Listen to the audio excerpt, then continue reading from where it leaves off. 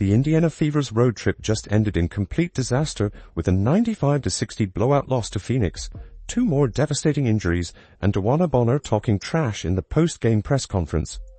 But Sophie Cunningham had the last word.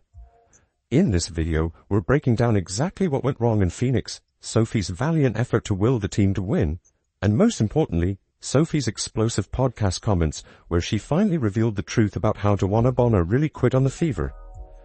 You won't believe what she said about professional courtesy and saying goodbye. You knew something was wrong when the Fever couldn't hit water if they fell out of a boat in the first quarter.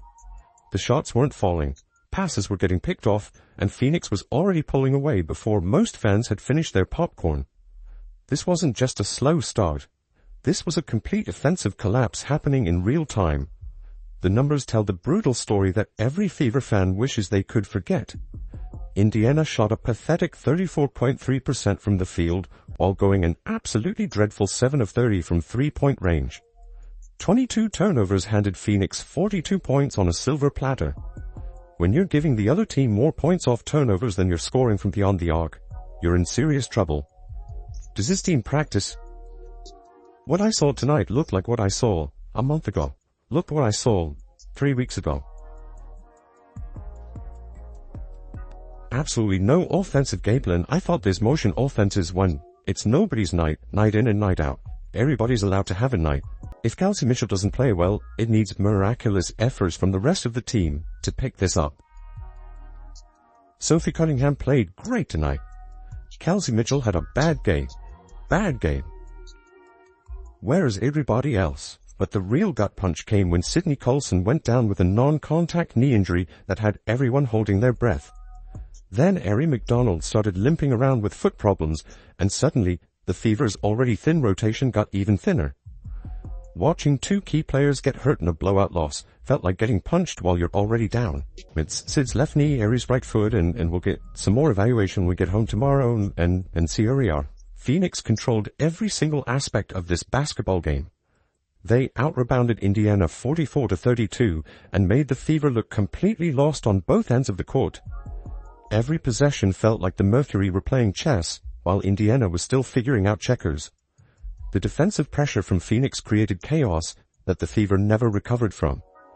Sophie Cunningham making her return to Phoenix, and it seems as if nobody on our team other than Sophie Cunningham felt any type of emotional connection to this game. DeWanna Bonner just got done doing her team absolutely dirty. You guys escape with a victory when they come to Indiana, and you wipe your hands of it like it's all over and finished with. No, it goes both ways. You don't think we want to beat her on our home court?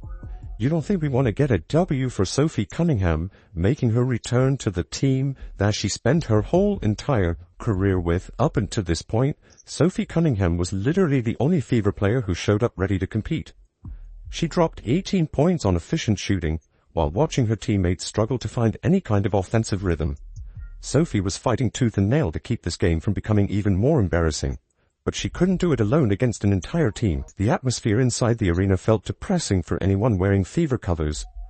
You could see the frustration on faces in the crowd as their team fell further and further behind. What made this loss even more painful was watching the Mercury celebrate every made shot and defensive stop like they were winning Game 7 of the finals. This wasn't just a bad shooting night where the Fever got unlucky with some rim outs. This was a complete system breakdown that exposed exactly how fragile Indiana's depth really is when injuries start piling up.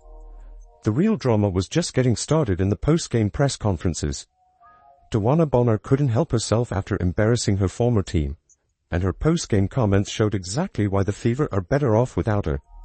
She dropped 23 points and made sure everyone in that arena knew about it, talking about finding her edge and how emotionally charged this return felt like she'd just conquered Mount Everest. But here's what really happened during those 40 minutes of basketball.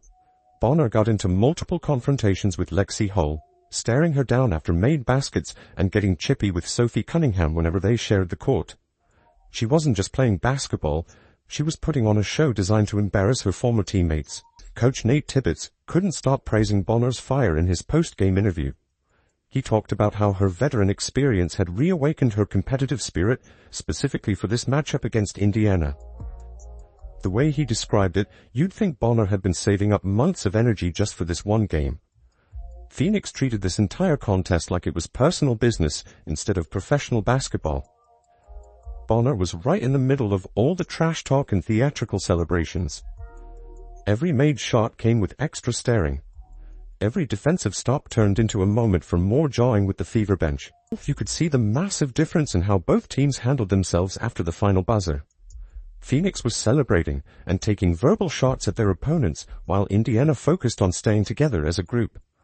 The Fever players were checking on their injured teammates and talking about bouncing back from adversity. For sure, I mean, it sucks, right? You don't ever want to see anyone be injured on any team. I feel like there's been a lot of injuries this year in the W. Harsh ones, I think.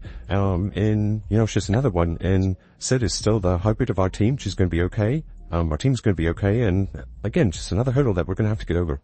Bonner's performance felt less like legitimate basketball excellence and more like someone desperately trying to prove a point to people who had already moved on with their lives. She was putting extra mustard on every celebration while the Fever were worried about Sydney Colson's knee injury. The contrast was absolutely stark when you watched both locker room interviews. The Fever talked about unity and resilience through tough times, while Bonner and the Mercury were basically doing victory dances over beating an undermanned squad missing key players. Bonner's 23 points couldn't hide the fact that her post-game attitude reminded everyone exactly why she never fit with Indiana's team-first culture. But Sophie Cunningham was about to drop some truth bombs that would put this entire situation in perfect perspective. Sophie Cunningham went on her podcast and finally told the truth about how DeWanna Bonner really quit on the Fever, and it's worse than anyone imagined. Sophie started by acknowledging that Bonner is a Hall of Fame caliber player who was genuinely unhappy during her time in Indiana. But then she dropped the bombshell that changed everything about how we should view Bonner's departure.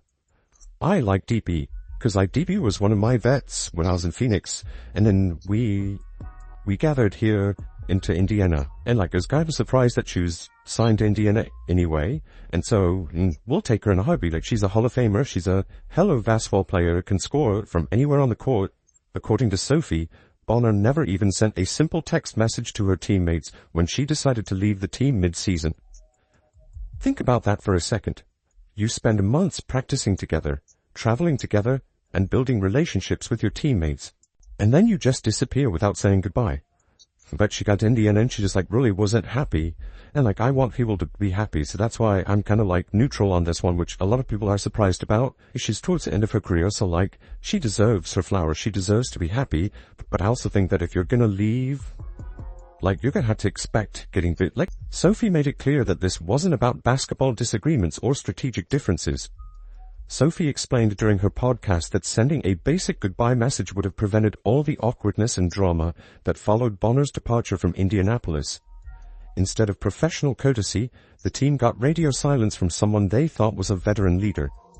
The podcast revelation painted a picture of someone who just vanished without showing any respect for the relationships she'd supposedly built.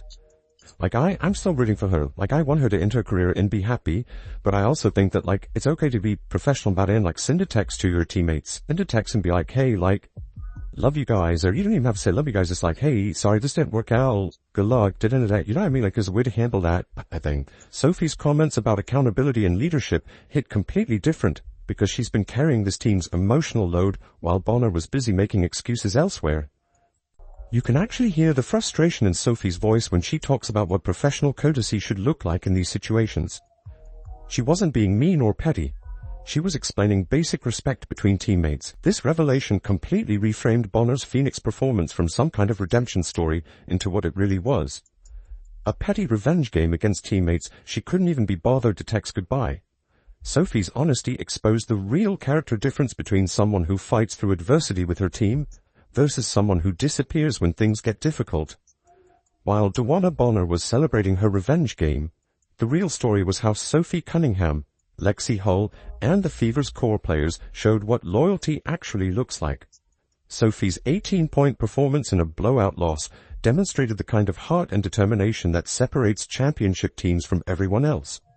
She could have mailed it in when the game got out of hand, but instead, she kept fighting until the final buzzer. The injuries to Sydney Colson and Arie McDonald could have been the perfect excuse for this team to completely fall apart and start pointing fingers. Instead, you watch them rally around each other during timeouts and check on their hurt teammates instead of sulking about the score. That's the difference between players who care about each other versus players who only care about their own stats. Lexi Hull, standing up to Bonner's stare-down, showed exactly what kind of backbone this young Fever core possesses when facing adversity. She didn't back down from a veteran player trying to intimidate her in her own building.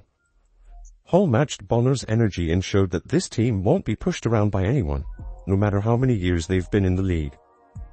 The contrast between Bonner's individual celebration and the Fever's team-first mentality in defeat revealed everything you need to know about organizational culture.